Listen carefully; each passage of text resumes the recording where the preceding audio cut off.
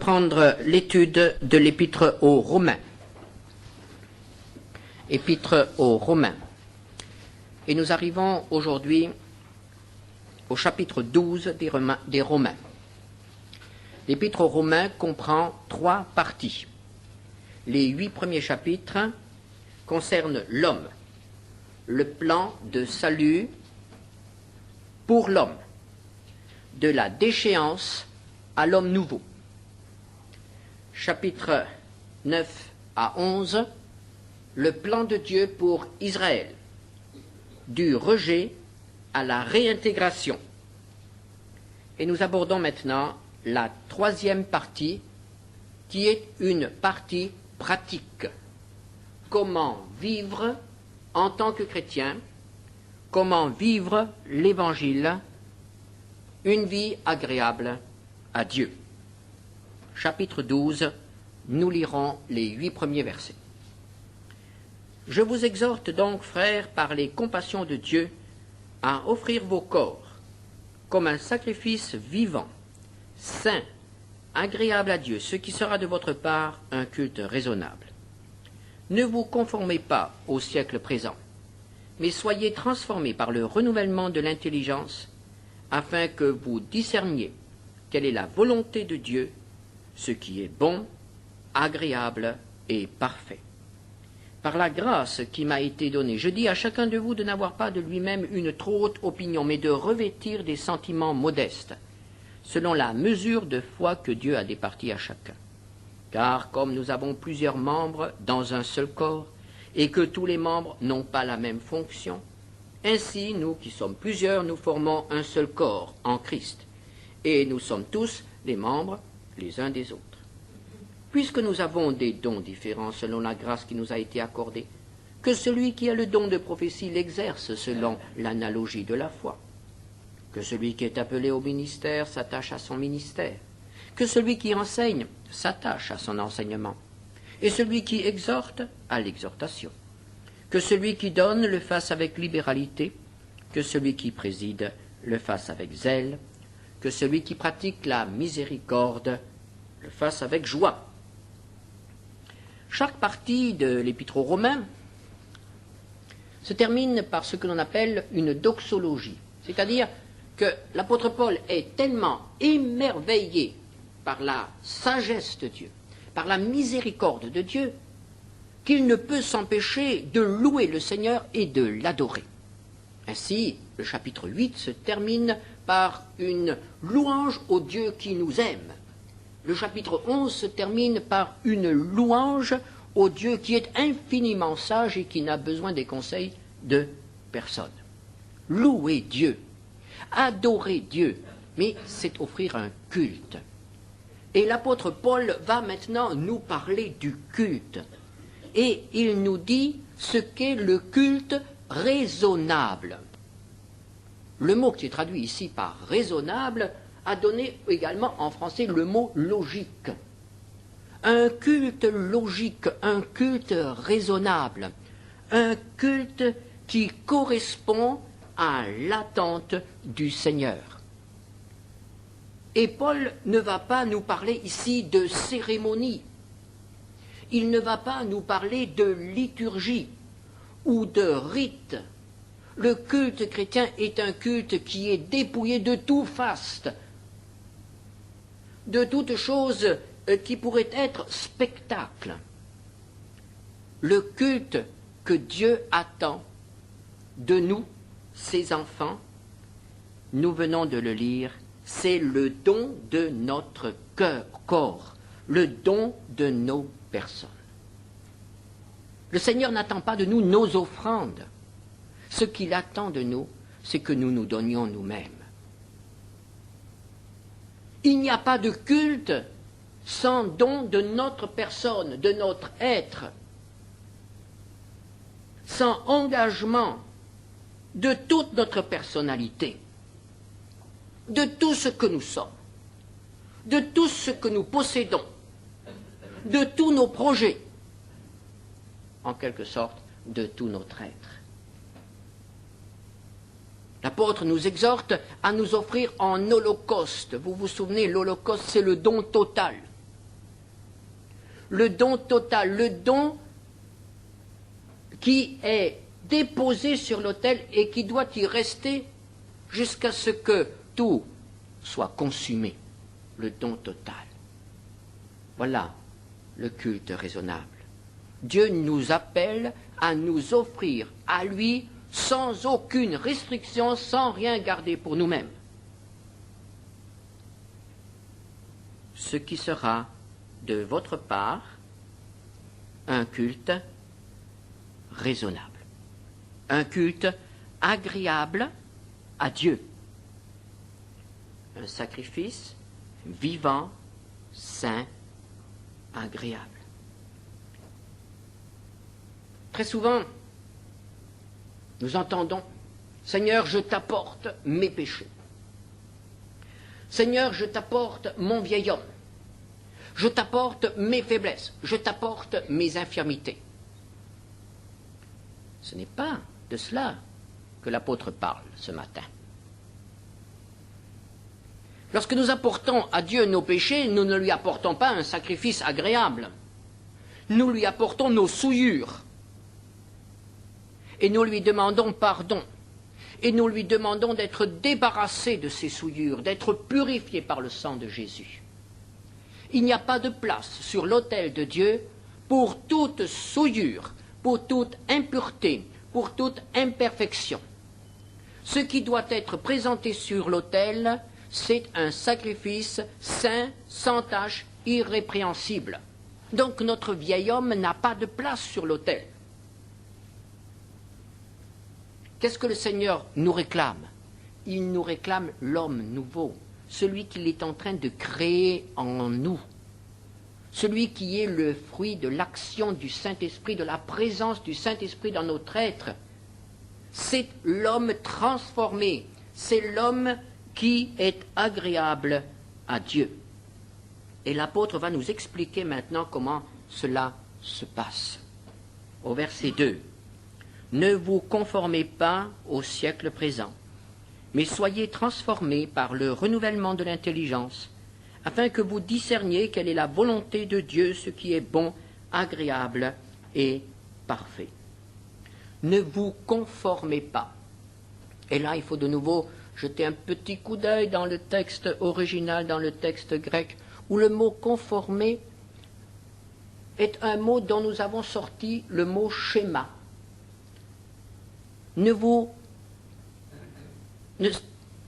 N'ayez pas le même schéma que les autres. Ne faites pas tout d'après un schéma. Qu'est-ce qu'un schéma? Un schéma, c'est une adaptation. On fait tout sur le même modèle. C'est une adaptation extérieure. Ne vous adaptez pas au siècle présent. Qu'est-ce que le siècle présent? Ce n'est pas seulement la violence. Ce n'est pas seulement l'injustice. Ce n'est pas seulement l'oppression, la guerre, la famine. Ce n'est pas seulement l'impureté. Le siècle présent, mais c'est tout. C'est tout. C'est notre civilisation. C'est le monde qui nous entoure. Bien sûr qu'il y a de bonnes choses et de mauvaises choses dans ce monde. Mais n'oublions pas que le prince de ce monde, c'est Satan. L'esprit qui agit dans ce monde, c'est l'esprit de la rébellion contre Dieu.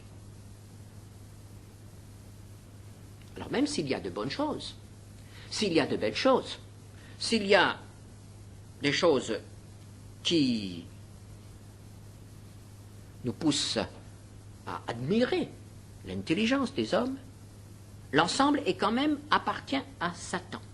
Et la Bible dit que c'est un siècle mauvais. Et l'apôtre Paul, dans l'épître aux Galates, nous dit que Jésus est non seulement mort pour que nos péchés soient pardonnés, pour que notre âme soit sauvée, pour que nous soyons rachetés, mais Jésus est mort, au chapitre 1er des Galates, verset 4, il s'est donné lui-même pour nos péchés, afin de nous arracher du présent siècle mauvais selon la volonté de notre Dieu et Père. Arracher, comme on arrache une plante. La sortir du milieu dans lequel elle a vécu jusqu'à présent et dont elle s'est nourrie jusqu'à présent. Notre conversion est un arrachement à toutes nos racines dans ce monde. On est arraché à l'esprit qui nous nourrissait, l'esprit du mal, l'esprit du mensonge, l'esprit du prince des ténèbres. Un arrachement au siècle mauvais. Ne vous conformez pas au siècle présent. Ne vous adaptez pas au monde. C'est si difficile. Parce que le monde, mais c'est la norme. C'est la norme qui est reconnue dans tous les domaines. Le monde aujourd'hui décide de tout, jusque dans les moindres détails de notre vie, par le conditionnement dont nous sommes l'objet. L'apôtre Paul nous dit, ne vous conformez pas, ne vous adaptez pas à ce monde, à ce siècle, mais soyez transformés par le renouvellement de l'intelligence. Et là, le mot transformer, c'est le même que métamorphoser. C'est le même que l'on trouve dans Matthieu 17, verset 2, lorsqu'il est dit que Jésus fut transfiguré devant ses disciples. Transfiguré. Nous avons le même mot qu'ici. Métamorphoser. La métamorphose, ce n'est pas une adaptation extérieure. La métamorphose, c'est le résultat de quelque chose qui est à l'intérieur. La chenille ne s'adapte pas pour devenir un papillon. Elle ne se colle pas des ailes sur le dos. Elle devient papillon à la suite d'une métamorphose. C'est quelque chose qui est en elle. Je dirais, c'est programmé. Et c'est ainsi, c'est tout son être qui va devenir papillon. Et le Seigneur veut que tout notre être devienne homme nouveau. Qu'il y ait métamorphose, que nous cessions notre vie de chenille, que nous abandonnions notre mentalité de chenille, ras de terre, et que nous puissions nous envoler, que nous puissions connaître toute la plénitude de l'homme nouveau. Soyez transformés, c'est l'œuvre de Dieu. C'est quelque chose de réel. Ce n'est pas quelque chose qui nous est imposé. C'est quelque chose qui se fait en accord avec nous. Et c'est le but final de Dieu pour nous. Comment cette métamorphose peut-elle avoir lieu? L'apôtre répond, par le renouvellement de l'intelligence. Je disais tout à l'heure que notre société, le monde, nous conditionne. Il nous conditionne au point que tout notre comportement devient automatique. Nous parlons comme tout le monde, nous nous habillons comme tout le monde, nous réagissons comme tout le monde. Nous sommes conditionnés. La publicité nous conditionne. La presse, les arts, la chanson, la musique nous conditionnent. Au point que nous agissons d'une manière automatique. Essayez un petit test cette semaine. Pour des choses tout à fait simples. Posez-vous la question, mais pourquoi est-ce que j'ai fait cela? Pourquoi est-ce que j'ai dit cela? Pourquoi est-ce que j'ai réagi ainsi? La plupart des personnes agissent, parlent, font des projets sans jamais se poser la question pourquoi elles agissent de cette manière plutôt que d'une autre. Ce sont des automatismes. Tout le monde fait comme ça. Tout le monde s'habille de la même manière, à peu près. Le conformisme, conformité au monde. Et pourtant, Dieu nous a donné l'intelligence. Dieu nous a donné l'intelligence. Elle est un don extrêmement précieux, un don merveilleux, et il veut que nous nous en servions. Il veut nous amener à l'épanouissement de notre intelligence. Que devient notre intelligence si nous agissons sans réfléchir? Que devient notre intelligence si nous sommes conditionnés? Notre intelligence doit servir à quelque chose. Elle doit servir à nous diriger. Et comment cela? Le Seigneur veut nous aider, afin que vous discerniez quelle est la volonté de Dieu, ce qui est bon, agréable et parfait. Et nous devons tout d'abord nous poser la question, mais quelles sont nos références? Quelles sont nos références? Quand nous avons une décision à prendre, petite ou grande, quel est le processus de cette prise de décision?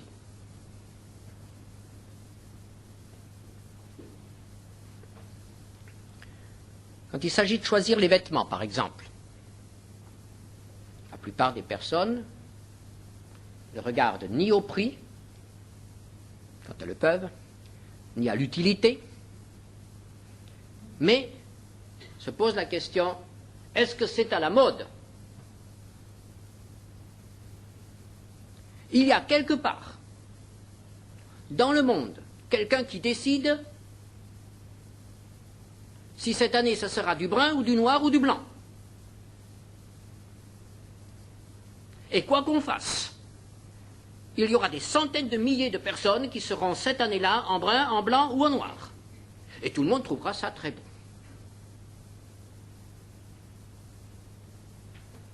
Ce que l'on trouvait ridicule il y a quelques années est aujourd'hui le grand chic.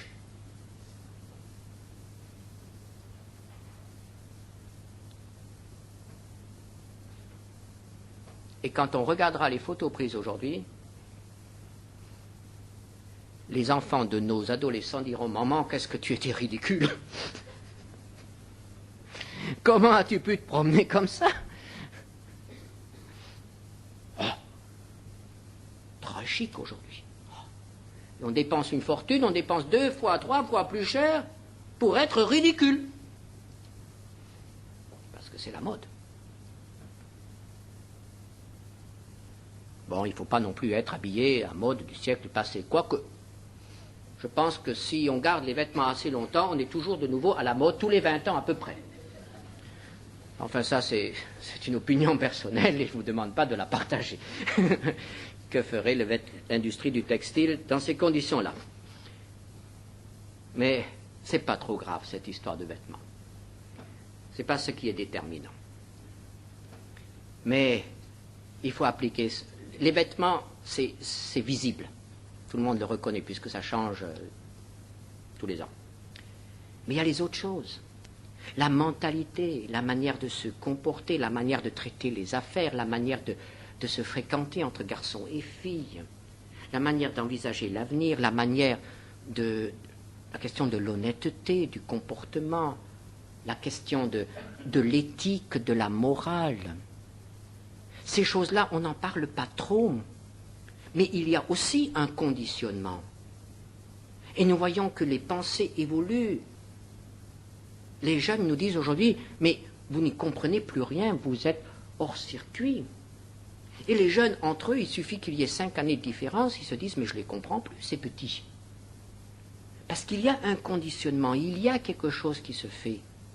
Et on éduque nos enfants et nos jeunes à notre insu, on les conditionne et ne nous en rendons pas compte. Ou bien lorsque nous nous en rendons compte, c'est déjà trop tard, ils sont déjà conditionnés.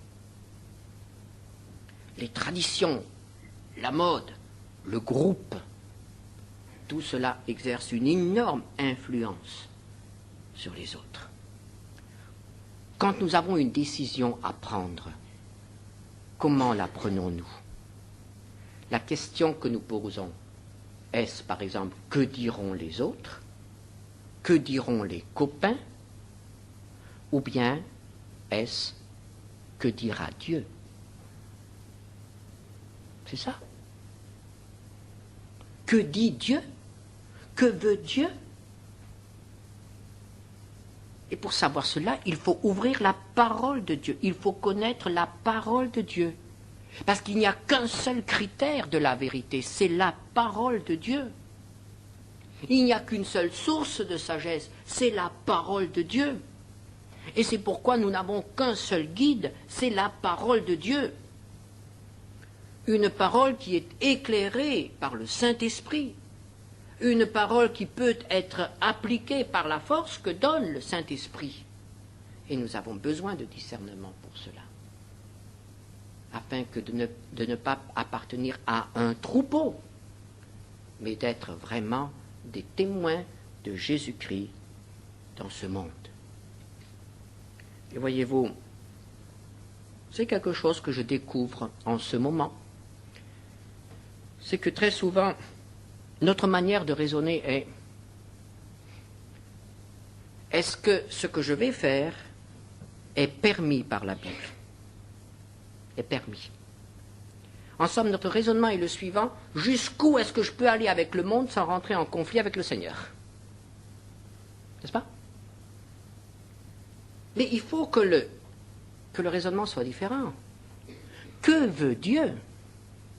Qu'est-ce qui est agréable à Dieu? À qui est-ce que je dois plaire? Est-ce que je dois plaire au monde ou est-ce que je dois plaire à mon Seigneur?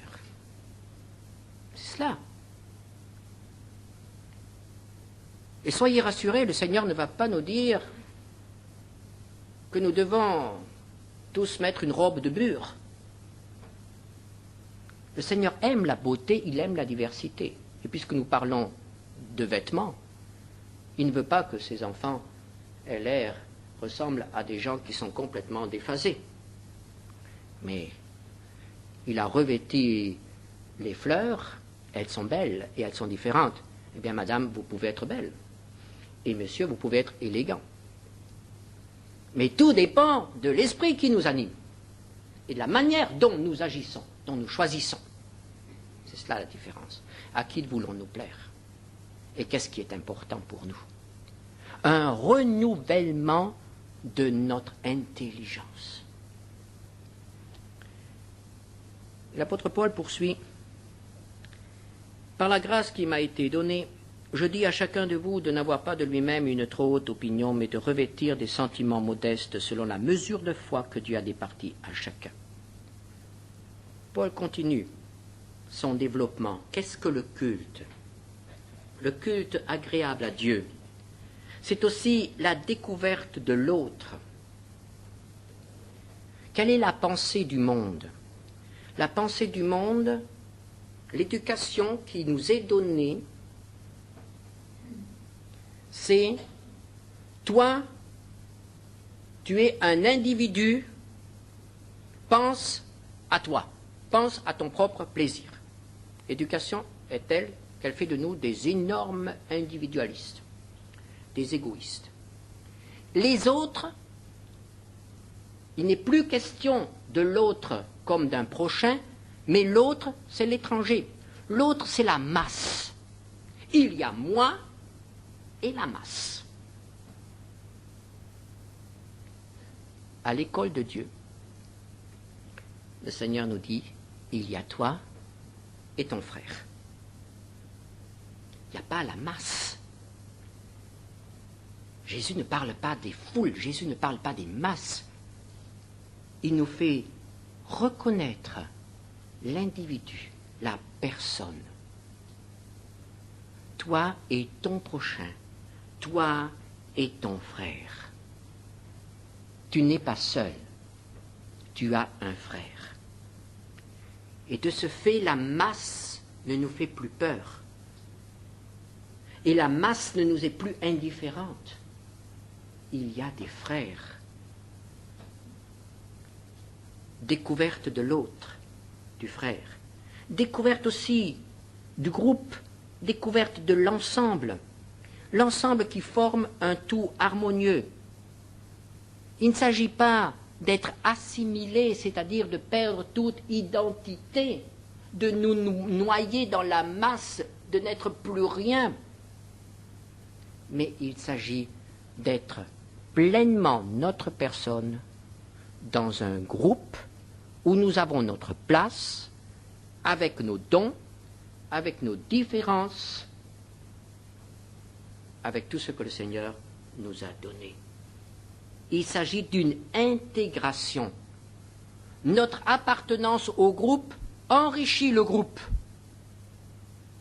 et nous enrichit nous-mêmes. Et il n'y a pas de conflit entre la préservation de ma personne, de mon intégrité, et le groupe, et la masse, et les autres. Quelle condition est essentielle pour réaliser ce plan de Dieu? C'est l'humilité. L'humilité est la caractéristique de la spiritualité. Est-ce que nous voulons savoir si nous sommes remplis du Saint-Esprit? Demandons à nos frères s'ils nous trouvent humbles. S'ils décèlent en nous des traces d'orgueil, ne nous faisons pas d'illusions, nous ne sommes pas remplis du Saint-Esprit. L'humilité est le signe caractéristique de la spiritualité. Je dis à chacun de vous de n'avoir pas de lui-même une trop haute opinion, mais de revêtir des sentiments modestes. Si nous voulons avoir notre place dans le groupe, si nous voulons être en bénédiction au groupe, eh bien, il faut que nous soyons extérieurement ce que nous sommes intérieurement, ce que nous sommes aux yeux de Dieu, que nous ne prenions pas trop de place, que nous ne soyons pas envahissants et que nous n'écrasions pas les frères. Et l'apôtre sait que ce n'est pas facile, puisqu'il dit « mais de revêtir des sentiments modestes ». Ces sentiments modestes, ce n'est pas de là-dedans que ça vient. Nous sommes incapables d'avoir des sentiments modestes. Nous sommes incapables d'être humbles selon l'Esprit. Il faut les demander, ces sentiments. Et le Seigneur est prêt à nous les donner. Nous devons les revêtir, nous devons les adopter, les réclamer. Seigneur, aide-moi dans ce domaine. Et alors, étant membres d'un corps, nous apprenons aussi la dépendance. Nous avons besoin des autres. Comme nous avons plusieurs membres dans un seul corps, tous les membres n'ont pas la même fonction. Ainsi, nous qui sommes plusieurs, nous formons un seul corps en Christ. Et nous sommes tous les membres les uns des autres. Nous ne pouvons rien faire seuls. Nous avons besoin des autres. J'ai besoin de vous, de chacun de vous. Vous avez besoin de votre frère. Vous avez besoin de moi. Nous avons besoin les uns des autres. Nous sommes dépendants les uns des autres. Et c'est pourquoi nous ne pouvons pas nous comporter dans l'Église comme des solitaires, comme des individualistes. Et cette dépendance n'est pas un affaiblissement, cette dépendance est au contraire un enrichissement. Nous découvrons une famille spirituelle. Et ce que les autres ont et que nous n'avons pas, nous pouvons en bénéficier au service des autres. Et alors, pour terminer ce texte, l'apôtre Paul donne quelques exemples. Et il parle des dons. Aujourd'hui, on parle des charismes. Le mot est dans le texte. Les charismes, ce sont les dons de la grâce. Ce sont des dons qui sont accordés par Dieu. Ce sont des dons que nous n'avons pas mérités. Ce sont des dons qui doivent être mis au service des autres. Aucun don de Dieu ne nous est accordé pour notre usage personnel exclusif. Si nous avons reçu un don de Dieu, nous le devons aux autres. Et ces dons vont se traduire par une fonction, par quelque chose que nous faisons dans l'Église, dans le groupe. Et comment cela va-t-il se passer? L'apôtre Paul parle ici de plusieurs dons et il nous dit comment les utiliser. Ainsi que celui qui a le don de prophétie. Qu'est-ce que le don de prophétie? Le don de prophétie, ce n'est pas d'annoncer quelque chose à l'avance. C'est de parler de la part de Dieu. Alors comment celui qui parle de la part de Dieu doit-il exercer cette fonction? Selon l'analogie de la foi, c'est-à-dire en accord avec ce que nous croyons, c'est-à-dire en accord avec la parole de Dieu. Tout homme qui prétend parler de la part de Dieu et qui affirme quelque chose qui n'est pas conforme à l'enseignement des Écritures est un faux prophète. Le prophète, celui qui parle de la part de Dieu, doit être soumis à la parole de Dieu, à la Bible. Puis nous avons le ministère, que celui qui est appelé au ministère. Qu'est-ce que le ministère? C'est la diaconie, c'est le service d'entraide au sein de l'Église. Service pour les pauvres, le service des veuves, le service de l'orphelin. C'est aussi l'éducation, l'enseignement des enfants, l'entraide. Et ça, c'est quelque chose de très important, qui manque toujours. Alors, comment celui qui a reçu le don d'aider les autres matériellement, la question ici d'aider matériellement, s'attache à son ministère, s'attache, c'est-à-dire ne se décourage pas, persévère. Il ne s'agit pas de commencer quelque chose, mais il s'agit d'aller jusqu'au bout dans cette œuvre de diaconie. Et cela est dit aussi pour le ministère de l'enseignement, pour le ministère de l'exhortation, que celui qui enseigne s'attache à son enseignement. L'enseignement, c'est prendre un texte de la Bible et l'expliquer. Il faut le faire avec persévérance, il faut le faire avec fidélité. L'exhortation, exhorter, c'est remettre la tête en place. Ben oui, de temps à autre, il faut que le Seigneur suscite parmi nous un frère qui remette la tête en place. Et ce n'est pas forcément un ministère public. On ne remet pas la tête du frère en place devant tous les autres. Mais ça peut être un ministère personnel. Exhortation. Et ensuite vient un autre don. Celui qui donne.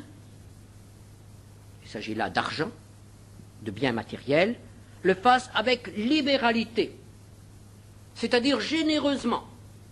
Il a reçu de dons de Dieu, eh bien, qu'il donne, généreusement, avec joie, par amour.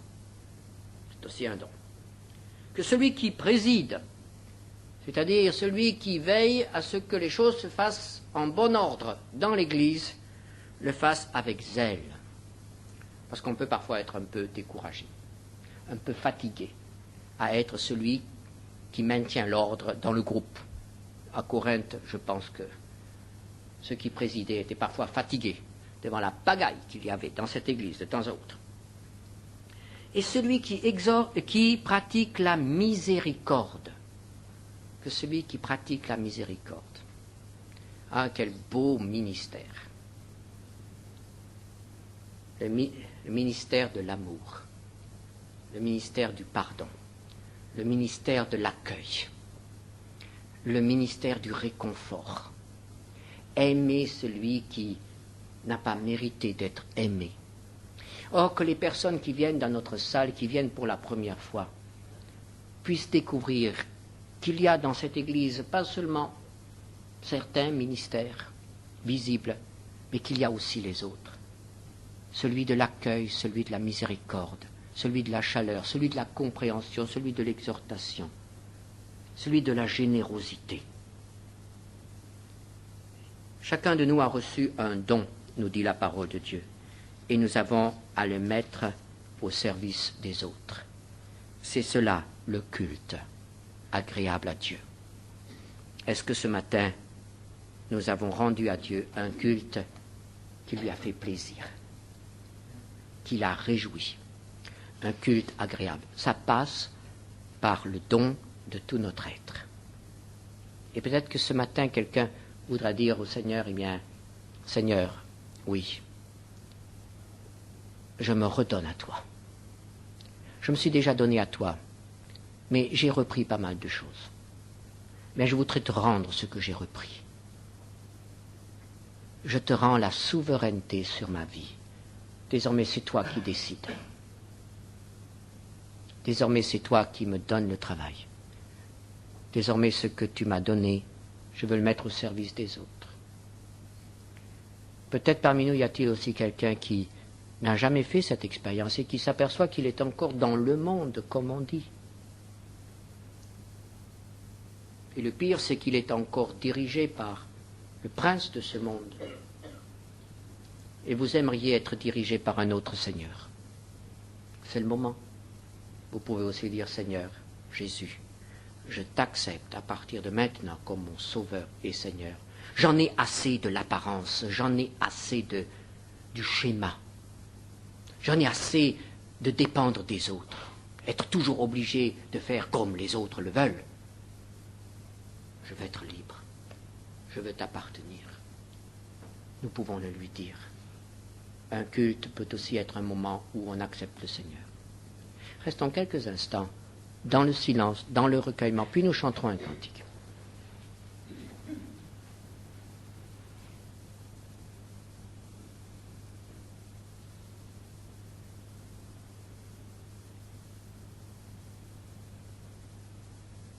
Seigneur notre Dieu, nous te rendons grâce parce que tu nous aimes. Et chaque page de la Bible est une lettre d'amour. Et en nous disant ce matin que tu nous veux plus près de toi, tu nous veux plus totalement à toi, c'est encore une déclaration d'amour. Tu nous dis, je t'aime au point que je te veux entièrement à moi. Et qu'allons-nous répondre?